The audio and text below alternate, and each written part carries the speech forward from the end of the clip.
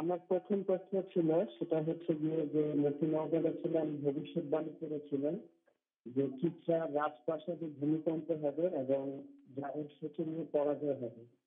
তো এই ভবিষ্যৎবাণীটা উনি কত সালে করছেন এবং কিভাবে বাস্তবায়িত হয়েছিল? এটা আমার প্রথম প্রশ্ন ছিল। আর দ্বিতীয় প্রশ্ন যেটা, সেটা হচ্ছে মসিহ মওউদ আলাইহিসসালাম তার হামামাতুল বুশরা কিতাব, যেটা উনি আরবি ভাষায় লিখছিলেন, সেটা ১৬২ পেজে বলেছেন যে ঈসা আলাইহিসসালাম কিয়ামতের নিদর্শন ছিলেন বলতে বোঝানো হয়েছে যে তিনি বিনা পিতার জন্ম নিবেন এবং হচ্ছে গিয়ে তিনি ইহুদিদের একটি ফিরকা করলে কিয়ামতের নিদর্শন ছিলেন, যেটা দ্বারা ভবিষ্যৎ কিয়ামত সেটা বোঝায় না। তার এই তকদিরের কারণটা কি ছিল, যদি তার অন্যান্য লেখনী চিত্র উপস্থাপন করতে হয়েছে। আচ্ছা, ধন্যবাদ আপনাকে আপনার প্রশ্নের জন্য। আমার কাছে আপনার দ্বিতীয় প্রশ্নটি পুরোপুরি ক্লিয়ার ছিল না। আমার কাছে লিখিতভাবে যেই প্রশ্নটি এসেছে সেটি হলো যে হামামাতুল বুশরা বইতে ঈসা আলাইহিস সালাম কিয়ামতের নিদর্শন বলতে ইহুদিদের এক ফিরকাকে কিয়ামতের স্বরূপ নিদর্শন বলে উল্লেখ করেছেন। যদি এটি হয়ে থাকে তাহলে আপনার প্রশ্নের উত্তর ইনশাল্লাহ আমরা দেওয়ার জন্য অনুরোধ করব। ঢাকা স্টুডিওতে আছেন মোহতরম মৌলানা আব্দুল আউয়াল খান চৌধুরী সাহেব। আমি মোহতরম মৌলানা সাহেবকে অনুরোধ করব এই প্রশ্ন দুটির উত্তর দেওয়ার জন্য। ধন্যবাদ। আমার কাছে খুব ভালো লেগেছে, প্রশ্নকারী গভীরে গিয়ে পড়াশোনা করছেন, এটাই হওয়া উচিত। হজরত মসিহে মাউদ ইমাম মাহদী আলাইহিসসালাম 1906 সালের 15ই জানুয়ারি ইরানে এক আসন্ন বিপ্লব সংঘটিত হবার বিষয়ে ভবিষ্যৎবাণী করেছিলেন আল্লাহর পক্ষ থেকে জানার পর। আর যে শব্দগুলো তিনি ভবিষ্যৎবাণী আকারে প্রকাশ করেছিলেন তা তাজকিরাতে সংরক্ষিত, আর সেই শব্দগুলো হলো তাজালজুল দার এবানে কিসরা ফাতাদ, এক বিরাট ভূমিকম্প, এক বিরাট প্রকম্পনে কম্পিত হতে যাচ্ছে ইরানের রাজপ্রাসাদ। এই ভবিষ্যৎবাণী 1906 সালের 15ই জানুয়ারিতে তিনি লাভ করেন এবং প্রকাশ করেন।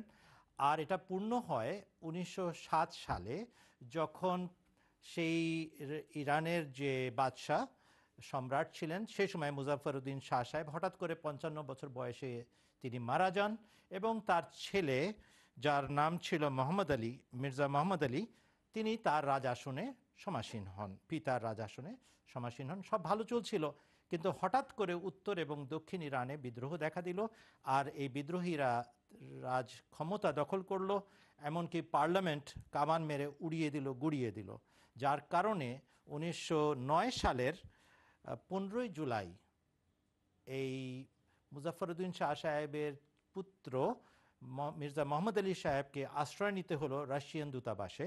15ই জুলাই 1909 সালে এই সাম্রাজ্যের এই অংশের, অর্থাৎ রাজপরিবারের এই শাসন ব্যবস্থা ভেঙে পড়ল এবং তাদেরকে দেশান্তরিত হতে হলো, অর্থাৎ ক্ষমতা ছেড়ে দিয়ে পালিয়ে যেতে হলো। আর এর মাধ্যমে হজরত আকদাস মসিহে মাউদ আলাইহিসসালামের পক্ষ থেকে ঘোষিত 1906 সালের 15ই জানুয়ারির ভবিষ্যৎবাণী তাজালজুল দার এওয়ানে কিসরা ফাতাদ অক্ষরে অক্ষরে পূর্ণতা লাভ করলো। দেখুন, এই ভবিষ্যৎবাণী কিন্তু কেবল একবারই যে পূর্ণ হবে তা নয়। এই জন্য অনেকের এই বক্তব্য সংরক্ষিত আছে। 1979 সালে ইরানের শাহ পাহলভি যখন ক্ষমতাচ্যুত হন, আর সেখানে যে শিয়া ইসলামী বিপ্লব সংগঠিত হয়, এর মাধ্যমেও দ্বিতীয়বার হজরত আকদাস মসিহে মাউদ আলাইহিসসালামের 1906 সালের 15 জানুয়ারি কৃত ভবিষ্যৎবাণী পূর্ণতা লাভ করেছে। এই কথাটা এই জন্য নোট করা উচিত যে ভবিষ্যৎবাণী আল্লাহর পক্ষ থেকে জ্ঞান প্রাপ্ত হয়ে সেই ইলহাম প্রাপ্ত ব্যক্তি করে থাকেন, এবং এটার মধ্যে আল্লাহ তাআলার জ্ঞানের বহিঃপ্রকাশ ঘটানো উদ্দেশ্য হয়। আল্লাহ তাআলার জ্ঞান যেহেতু অপরিসীম, সুতরাং কোনো একটি ঘটনার মধ্যেই যে কোনো একটি ভবিষ্যৎবাণী সীমাবদ্ধ থাকবে এমন কোনো কথা নেই। তাহলে আপনার প্রথম প্রশ্নের উত্তর ছিল কিসরার রাজপ্রাসাদে ভূমিকম্প, তা কিভাবে পূর্ণ হয়েছিল সেই কথাটা আপনাদেরকে জানিয়ে দেওয়া হলো।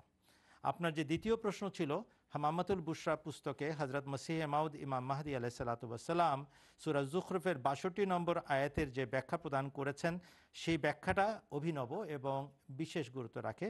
আর সেখানে হজরত মসিহে মাউদ ইমাম মাহদী আলাইহিসসালাম সূরা যুখরুফের 62 নম্বর আয়াতের একাংশ ওয়া ইন্নাহু লা ইলমুল লিসসাআতে, নিশ্চয়ই হজরত ঈসা আলাইহিসসালাম কিয়ামতের নিদর্শন, এই অংশের ব্যাখ্যা প্রদান করতে গিয়ে বলেছেন যে সুদুকি নামক ইহুদি একটি ফিরকা ছিল, তারা বিশ্বাস করত না কিয়ামত কখনো অনুষ্ঠিত হবে। আর তাদের মধ্যে আল্লাহ তাআলার পক্ষ থেকে প্রেরিত মহাপুরুষরা এই কথা প্রচার করে রেখেছিলেন যে তোমরা তখন কিয়ামতে বিশ্বাস করবে যখন তোমাদের সমাজে, তোমাদের জাতিতে বিনা পিতায় এক পুত্র সন্তানের জন্মগ্রহণ হবে, জন্ম লাভ করবে, এবং সে তোমাদের জন্য একাংশের ধ্বংসের কারণ হবে, একাংশের পুনরুত্থানের কারণ হবে। এটাকেই কিয়ামত বলা হয়।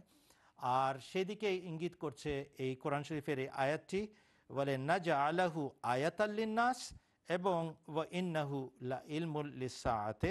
এই দুটা অংশই কোরআন শরীফের এই আয়াত হযরত ঈসা আলাইহিসসালাতু ওয়াসসালাম স্বয়ং নিজ যুগে কিয়ামতের নিদর্শন ছিলেন এই কথার ঘোষণা দিচ্ছে।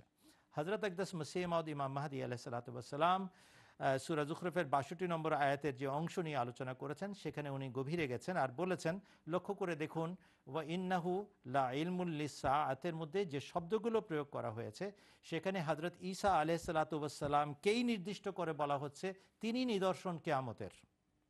ভবিষ্যতে যখন আসিবেন তখন কিয়ামতের নিদর্শন হইবেন এই কথা বলা হচ্ছে না। এই কথা বলা হয় নাই ইন্নাহু সাইয়াকুনু ইলমান লিসসাআতে, ভবিষ্যতে আগমনকালে তিনি নিশ্চয়ই কিয়ামতের নিদর্শন হইবেন, এই কথা বলা হয় নাই কোরআনে। বলা হয়েছে তার সেই প্রথম আগমন, অর্থাৎ ইহুদি জাতির মাঝে যখন হযরত ঈসা আলাইহিসসালাতু ওয়াসসালাম এসেছিলেন তখনকার আগমন কিয়ামতের নিদর্শন ছিল। কাদের জন্য? যারা কিয়ামতকে অস্বীকার করত। ইহুদি জাতির যে অংশ কিয়ামতে অস্বীকারী ছিল তাদের জন্য হযরত ঈসা আলাইহিস সালাম কিয়ামত সদৃশ ছিলেন, অর্থাৎ তার আগমনের মাধ্যমে ইহুদি জাতির একাংশ ধ্বংসপ্রাপ্ত হলো তাকে অস্বীকার করার কারণে, আর যারা মান্য করলো তাদেরকে আল্লাহ তাআলা উঠিয়ে দিলেন, তুলে দিলেন, উন্নত করে দিলেন। আর এটাকে কিয়ামত বলা হয়। একাংশের ধ্বংস আর এক অংশের পুনরুত্থান, এটার নাম কিয়ামত। ধন্যবাদ।